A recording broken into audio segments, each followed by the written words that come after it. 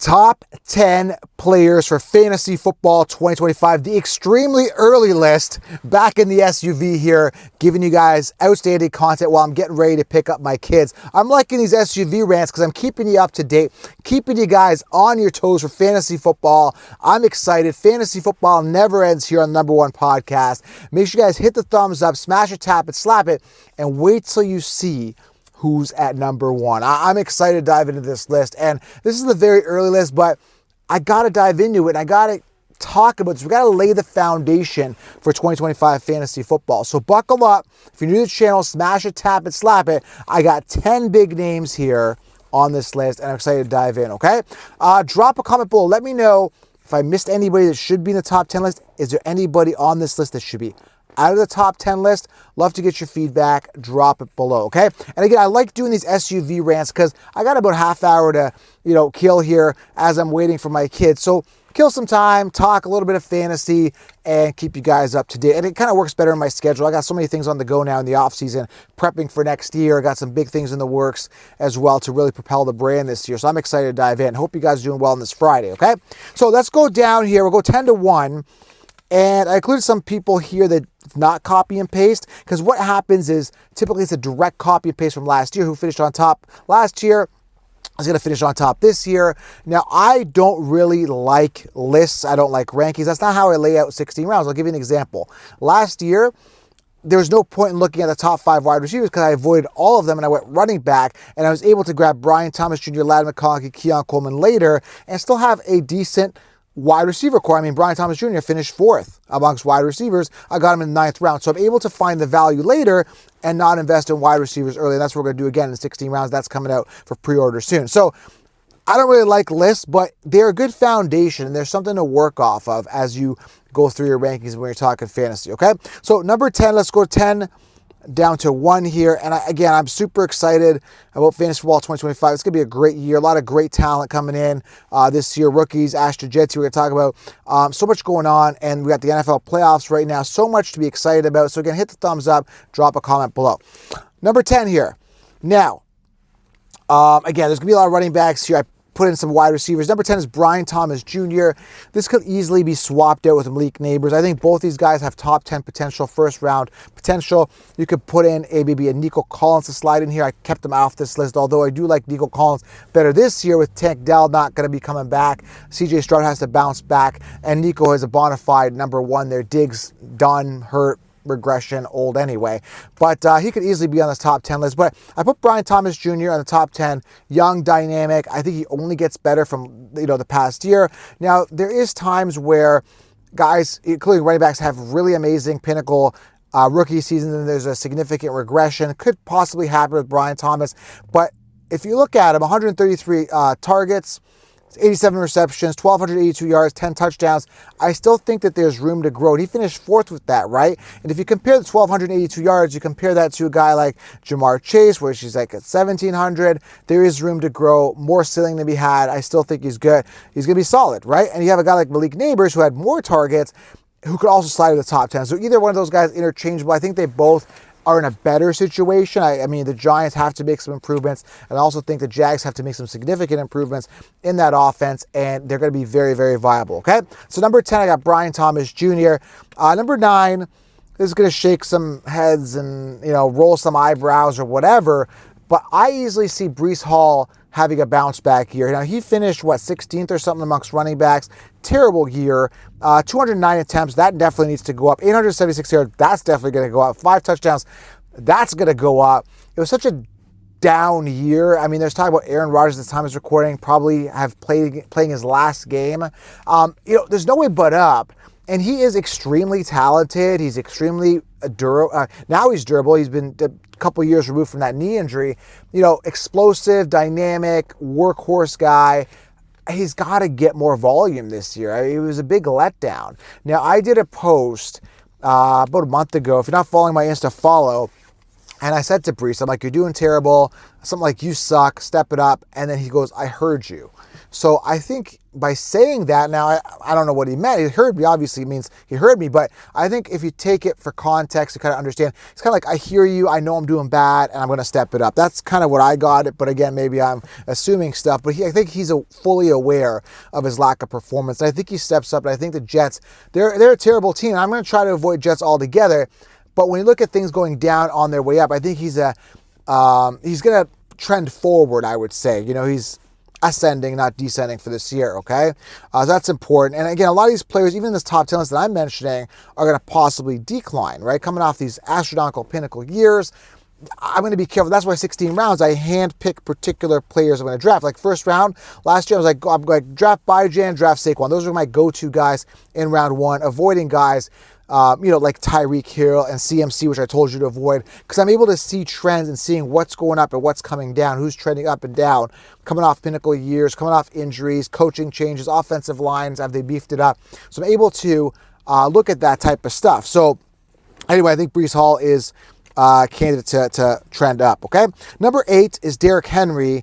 Now, I want to give you guys a couple notes here that are very important when you look at Derrick Henry for next year. Number 1 is his age, 31 years old, just turned 31 on January 4th. That's a huge factor that's going to factor in a regression coming off a pinnacle year. Now, historically, this was his best year fantasy-wise, 336 points. The last time he had such a great year fantasy-wise was in 2020, where he had 333 fantasy points. So this was an amazing year, 325 attempts, 1,921 yards, 16 touchdowns. Is this sustainable, especially if the Ravens make a Super Bowl run and go deep into the playoffs this year?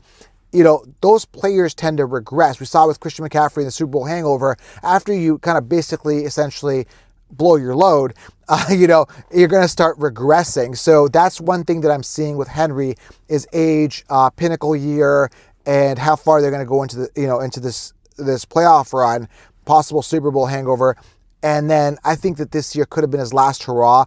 I rode him this year, and I took a year or two off, and I rode him when he broke out, where I remember years ago, people were saying Damian Williams is better than Derrick Henry. I'm like, you guys are nuts. And that's the year I had Derrick Henry. I think it was 2020. That sounds right, when he had that big year. And I was like, yeah, no, Derrick Henry's special. And he had that breakout year, and he came on the radar. So, Derrick Henry, man, like, I don't know. I got to put him here in top 10 right now. But again, it's very early. Whether I'm going to be drafting him really depends on kind of where he lands and how the landscape ends up and how they do at the end of the season. But, I mean, amazing numbers, amazing stats, great talent. He is a special talent for sure. If there's any guy that's going to get it done at 31, it's going to be Henry. But how much juice does he have left? That's yet to be seen. I think it might have been his last hurrah. Here I got Jamar Chase. Number 2 in overall fantasy points on the year. Number 1 amongst wide receivers. So, 175 targets, 1,700 yards, 17 touchdowns. It's just, I don't see this happening next year. I just don't see it. Now, even when he had his rookie year, he had a great year, he didn't see these type of numbers. Astronomical numbers, and we see the regression every single year. We saw it with CeeDee Lamb. He had a good 2023, but regressed in 2024. Right? We saw him, and everybody was drafting him as the number 1 receiver. The year prior to that, whoever it was, and that year I remember specifically Cooper Kupp, amazing numbers, and everyone's drafting him as the number 1 wide receiver.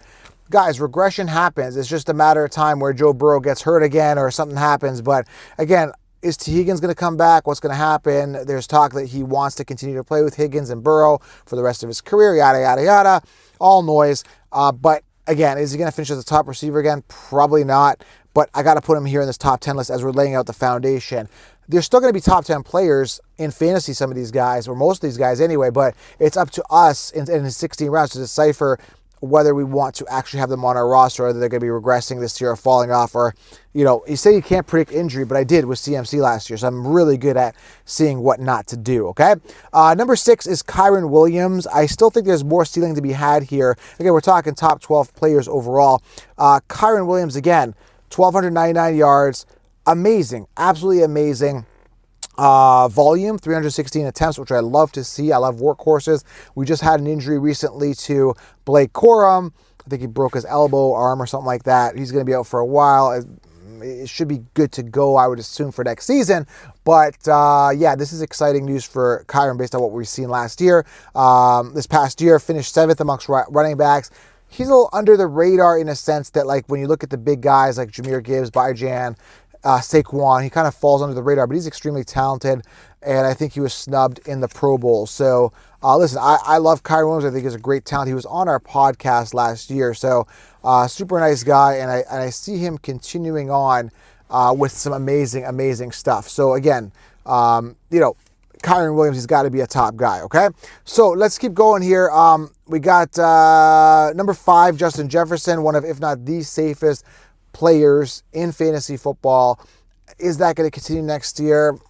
Possibly. I would say 154 targets is nothing to be ignored, but I tend, again, not to go wide receiver early. 317 points, 103 receptions, amazing numbers, great talent, and I was one of those doubters this year where I'm like, there's no way he's going to get the volume that he's going to get with Sam Darnold. He ended up doing it. So number 5 here, Justin Jefferson, got to put him in there.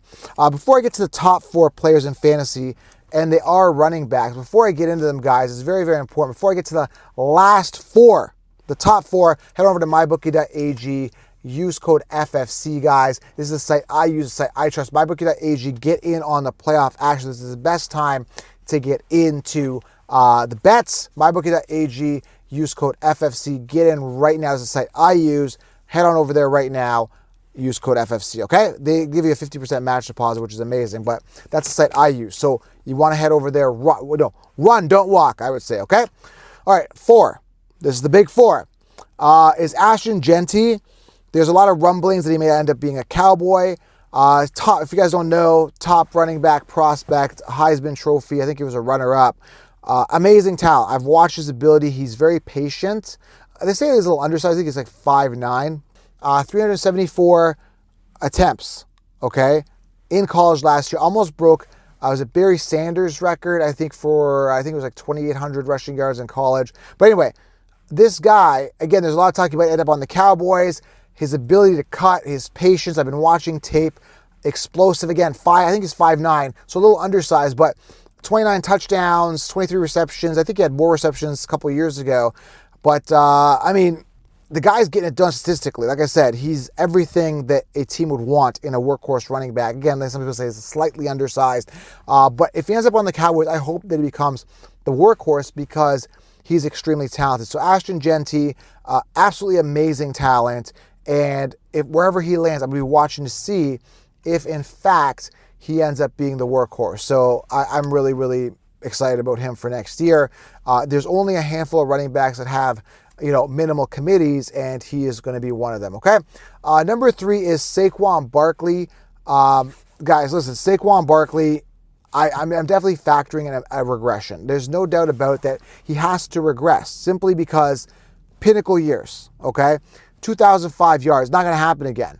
And this is why I was like really upset. I'm like, why would you're 100 yards away from breaking Eric Dickerson's record. Why would you sit this guy? To preserve him to win the Super Bowl. You're not going to win the Super Bowl. The Eagles are not going to win the Super Bowl. I'm going to go on record for saying that. The Eagles are not going to win the Super Bowl, okay? So Saquon, 2,005 yards. Only 9 running backs have done that. For him to do that again, it would be extremely, and I mean extremely hard to do. So Saquon, I got him in 3 here, but I'm probably fading him next year. I got to see how, again, the Super Bowl run happens. If they make a Super Bowl run, it might be a Super Bowl hangover again. Does he stay healthy? More to watch, so I got him at number 3, okay? Number 2 is Jahmyr Gibbs. Listen, go watch the video I just did. I explain all about Jahmyr Gibbs. Go watch that video. I do a full breakdown on him. It's labeled like Fantasy God or something like that. Go watch that. It's the last video I did. All I got to say is that if Montgomery goes away, this is the best running back in the game. But Montgomery's still there, which held Gibbs 250 attempts. But that was Montgomery missing 5 games, and it still put him as a top running back. Now, historically, the running back that finished on top doesn't finish on top again. That being said, this guy hasn't even scratched the surface of what he could do.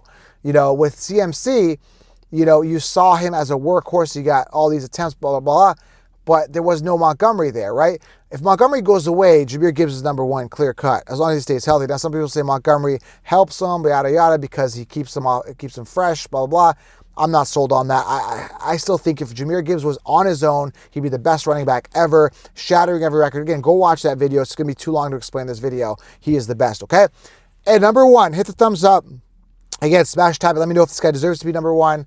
Is Bijan Robinson. 304 attempts. Love the volume, love the talent, love the opportunity. And one thing you got to notice here, near the end of the season, Algier was completely phased out. Literally, he was getting 5-10% of the volume. Bijan finished 3 in fantasy points, 304 attempts. He is like, and he finished, again, number 3 in fantasy, 300 plus points. Listen, Bijan, volume, opportunity, talent, he's the guy. You got to consider him if you are looking at a running back that's going to get it done and finish on top. And with no committee, because again, with Jahmyr Gibbs, you are contending with Montgomery. He's always going to be there. He's going to limit his volume. With Bijan, you've got no competition. And running backs with no competition that are young, dynamic, explosive, and exciting are very, very hard to find. So I got Bijan at 1. So top 10 players in fantasy: Bijan, Gibbs, Saquon, Ashton Jeanty, depending on his landing spot, Justin Jefferson, Kyron Williams, Jamar Chase, Derrick Henry, Breece Hall, and Brian Thomas. And easily like Nico Collins, Malik Neighbors can slide in there. Again, it's still interchangeable, but it is very, very, these are early rankings for Fantasy Football 2025. All right, guys, hit the thumbs up, subscribe, and keep these rants going. Hope you guys enjoyed the video. We'll talk soon. Have an outstanding weekend. I'm out.